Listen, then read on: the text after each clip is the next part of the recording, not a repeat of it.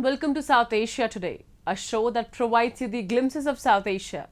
I'm your host Shivangi Mishra. Let's begin with the headlines first. Pakistan has only itself to blame for India-Pakistan cricket matches stopping. Hop on, hop off bus service starts in Nepal, connecting 5 World Heritage Sites. And locals in Gilgit-Baltistan furious over corruption in flood relief funds. Let's begin the show. Team India playing a cricket match in Pakistan. The mere mention of this proposal is enough to elicit disbelief and incredulity. How can India, a victim that has lost more of its people to Pakistan-sponsored terrorism than to any hazard, any crisis, or any war engage in a sports contest on Pakistan soil? India has unequivocally stated on several occasions that Team India would not entertain an India-Pakistan match on Pakistan territory, no matter how much the country pleads, provokes, or even threatens. If talks and terror cannot go hand in hand, does Pakistan really think cricket will happen? Have a look at how Pakistan is responsible for the near demise of the India-Pak cricket rivalry and why, despite their threats and provocations, Pakistan is said to lose a lot more than the privilege of hosting a few cricket matches. The Pakistan Cricket Board, PCB, has threatened to boycott the 2023 Cricket World Cup, slated to be held in India in October and November, if the Indian cricket team doesn't visit them for the Asia Cup in September. A desperate Pakistan Cricket Board has also attempted to spin a narrative painting themselves as a victim, implying that India, the richest cricketing board globally, is wielding its monetary might by unjustly depriving the country of a level playing field. This allegation has been leveled despite a transparent administrative system in place with International Cricket Council, and the ICC having the exclusive authority to make decisions. The India-Pakistan game is the biggest game in town. It's bigger than Australia-England. It's bigger than India-Australia. How can we jeopardize that by a stubbornness, without reason, without explanation? India not coming to Pakistan. This statement from the PCB chairman was devoid of both facts and reason. Firstly, India has, on several occasions, said that it is Pakistan's unrelenting support of terrorism that compelled India to sever almost all trade, cultural, and have minimum diplomatic ties with Pakistan. Secondly, why would other teams who are traveling to Pakistan after a long absence perceive Pakistan as dangerous if Islamabad's agendas were directed at India alone? Some say that this statement is an example of Pakistan's textbook tactics of attempting to score brownie points with the international community. Others believe that a cash-strapped Pakistani cricket board is attempting to secure a bailout, something the country is all too familiar with. On top of all, however, is the news that the Asian Cricket Council, the regional administrative body, is exploring the possibility of shifting the tournament to another country. Well, Pakistan is a lost cause. You know, when the Sri Lankan team had gone there was bombing at the airport and then again at the stadium. Although we had a team from England going there and playing a series. But then it definitely is. Look at the turmoil that's happening at the moment because of Imran Khan. So there's a lot of uncertainty. And hence Pakistan is in it's in shambles. The entire country is bankrupt. I mean, leave alone talking about the Pakistan Cricket Board. Pakistan, however, has not learned from past mistakes. The country is still one of the most unsafe places in the world to organize an international event. There seems to always be a number of incidents that continually undermine public safety in Pakistan. With Pakistan's track record, how could an Indian team feel secure enough to venture into Pakistani territory? Indian Foreign Minister Dr. Jaishankar had categorically said during the recent SCO summit that India cannot establish a relationship with those who support terrorism. Victims of terrorism do not sit together with perpetrators of terrorism to discuss terrorism. Victims of terrorism defend themselves, counter acts of terrorism, they call it out, they delegitimize it, and that is exactly what is happening. Cricket is more than just a game in India. It is India's national obsession and an immense source of pride. Cricket has a profound socio-cultural, political, and financial impact on over 1 billion Indians on Indian soil and abroad. Cricket in India holds a status akin to religion. There was a time when an India-Pak cricket match would be cherished by every cricket enthusiast in the country and by observers world over. Pakistani-backed terror incidents have occurred for a long time. However, India is no longer willing to overlook Pakistani-backed attacks in the name of sport. Team India को नहीं वहाँ जाना चाहिए। उन्होंने आना हो तो आए, नहीं आना है तो हमें कोई फ़र्क नहीं पड़ता है, क्योंकि भारतीय टीम जो है वो भारतीय क्रिकेट जो है वो बिना पाकिस्तान की क्रिकेट के चल सकती है। पाकिस्तान की क्रिकेट को हो सकता है भारत की क्रिकेट की ज़रूरत हो, लेकिन इंडियन क्रिकेट को पाकिस्तान की क्रिकेट की ज़रूरत नहीं है। When evaluating India's decision, be it from an ethical standpoint, through the considerations of public sentiment and national security, or simply assessing its symbolic significance, a resolute and unambiguous no has been and should be the only response. All Pakistan is left to stare at in this situation is yet another beatdown, this time involving more than just their cricket board. Moving on. In cooperation with the Ministry of Tourism, the Nepal Tourism Board and Lalitpur Metropolitan City have launched a hop-on, hop-off bus service in Nepal.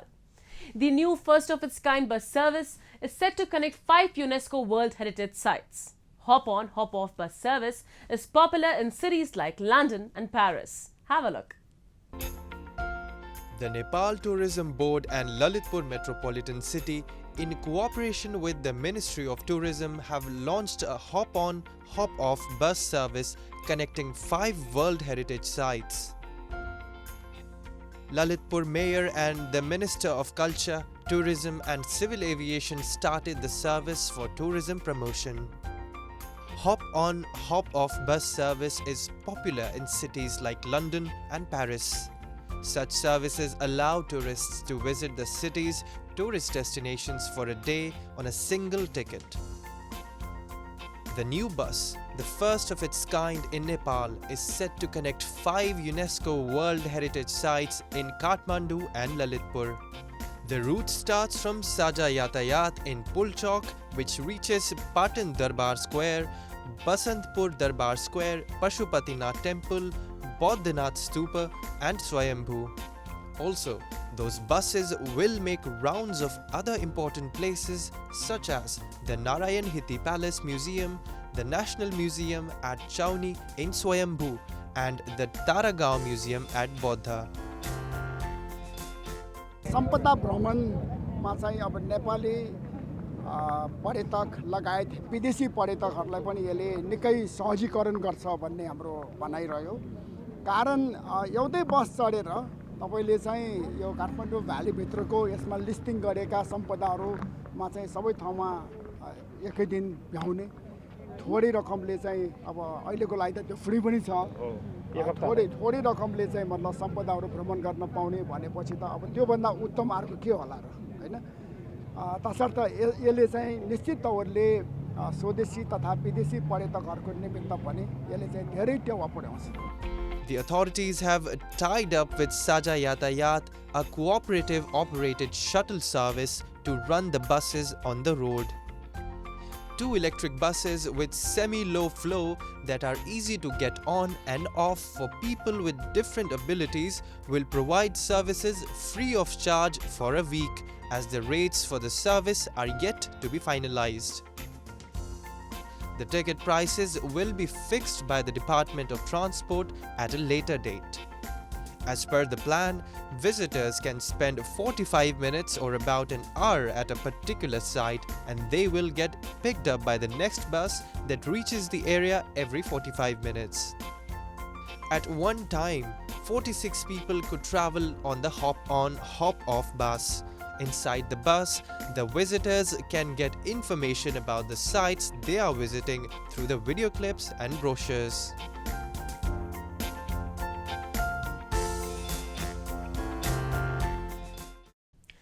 Now we take a look at some happenings in Asia in a segment called Asia Watch.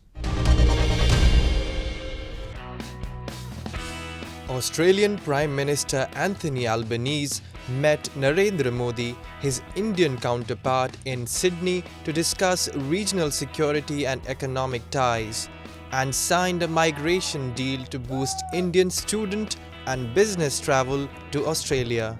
Albanese and Modi said the two Quad nations discussed trade, migration, renewable energy, and established a hydrogen task force to expand cooperation on clean energy. Modi also talked about taking the Australia-India Comprehensive Strategic Partnership to greater heights in the next decade. Australia, whose largest trading partner is China, is seeking to diversify its export markets, including forging closer trade ties with India through increased cooperation on mining and critical minerals.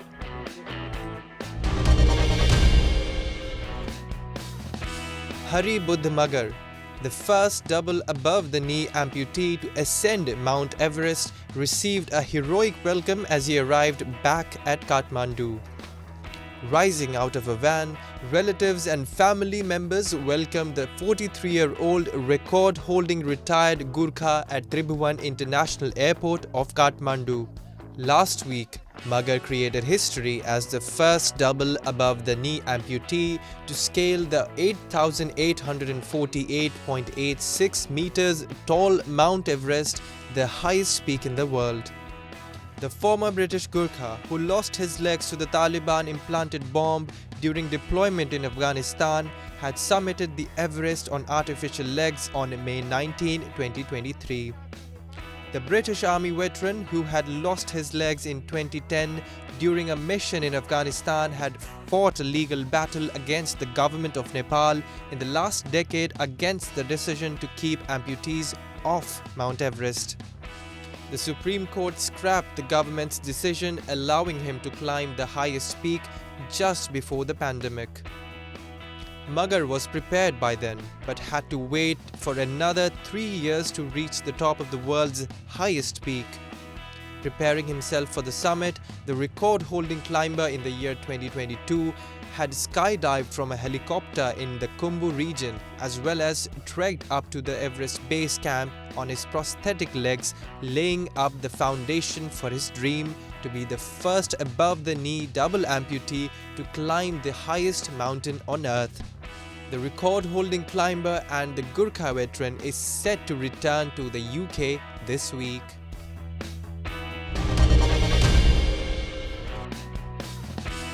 A massive protest erupted in South Korea's capital Seoul against Japan's push for its controversial nuclear-contaminated water ocean discharge plan from the crippled Fukushima nuclear plant despite intense international outcry. Protesters gathered in the streets of central Seoul, chanting slogans and holding placards condemning Japan's planned move. Representatives from various civic groups and opposition political parties, including the Democratic Party and the Justice Party, also delivered speeches calling on the South Korean government to come forward to prevent Japan from polluting the sea. Protesters said the ocean discharge plan, once pushed through, will cause serious harm to the marine ecology and the health of human beings and future generations. It is thus extremely irresponsible for Japan to discharge such kind of pollutants into the precious resources shared by mankind without considering the consequences. With tainted water rapidly filling shortage tanks at the crippled power plant to capacity, the Japanese government said in January this year that over 1 million tons of tritium-laced wastewater will be released into the Pacific over a 30-year period from 2023.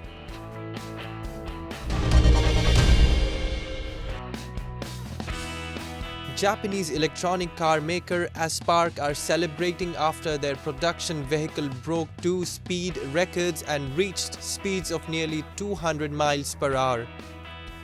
The Owl was put through its paces at Alvington Airfield in northern England, grabbing Guinness World Records for average speeds over a quarter and an eighth of a mile. The hypercar can accelerate from 0 to 60 miles per hour in 1.72 seconds, has a top speed of 260 miles per hour and a range of about 250 miles, and takes 40 minutes to charge. Based in Osaka, Japan, Spark has been working on the development of the Owl electric ultra-performance vehicles since 2015. It is a growing company and has more than 3,500 employees and 25 offices worldwide. The record took place under the auspices of the UK Timing Association at Elvington Airfield, Yorkshire, at the Straight Liners Speed Records event. Over 7 decades have passed and the people of illegally occupied Gilgit-Baltistan are still leading their lives in deprivation. The authorities every now and then make promises and extend sympathy for the plight of the people they themselves subjugate. As ironic as that may be, Pakistan is a two-faced Janus that leaves no stone unturned in making people's lives a living hell. In a recent episode, the people of Gilgit-Baltistan expressed their anger over flood relief funds that were promised but never delivered to them. Take a look.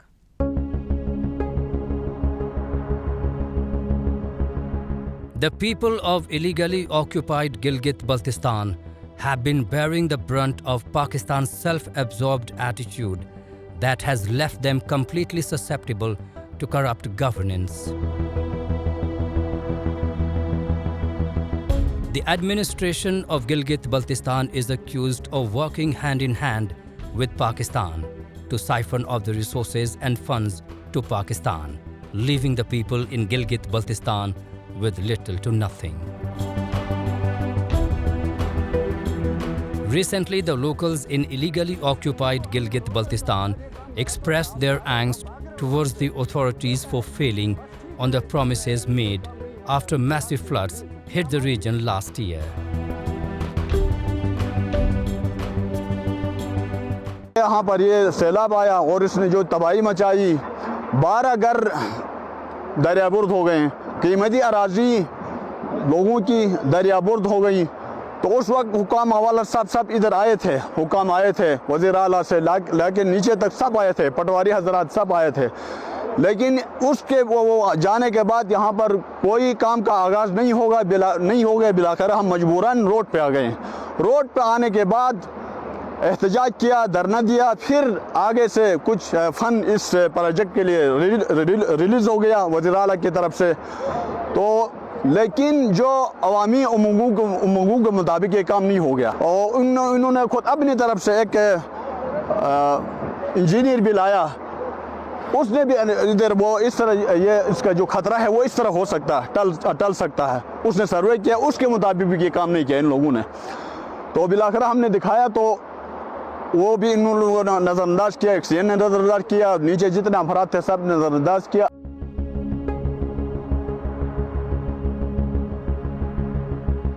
According to the locals, after their houses were destroyed in floods, promises were made to them, but the authorities never bothered to walk the talk. The fund that was sanctioned to build a flood preventive structure in the affected area never reached the ground. Even after an expert engineer recommended a flood prevention project in the area, the authorities paid no heed, as it seems they have no concern or sympathy for the plight of the people.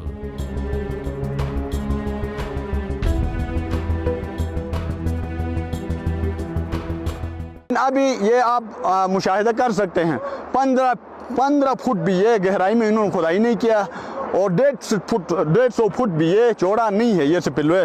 तो लिहाजा इससे इलाके के अवाम जो है वो मुतमईन नहीं है, हम सब मुतमईन नहीं हैं। ये बजाय इसके कि इससे कोई ख़तरा हमारा टल जाए हमारे इलाके से, उल्टा ये हमारे लिए बाइस खतरा बन गया है। ये अब इससे अब ये नाले में दरिया का बहाव में इजाफा होगा, उस वक्त फिर ये इस तरफ आएगा, दोबारा आबादी की तरफ दरिया का रुख होना है। तो इस वजह से हम इससे मुतमईन नहीं है इस प्रोजेक्ट से।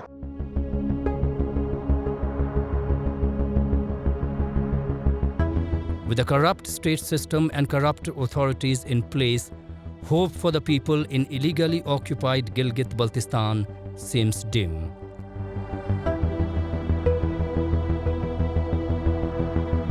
For years, Pakistan has only plundered its resources and has turned the ecologically abundant region among the most poverty-ridden regions of South Asia.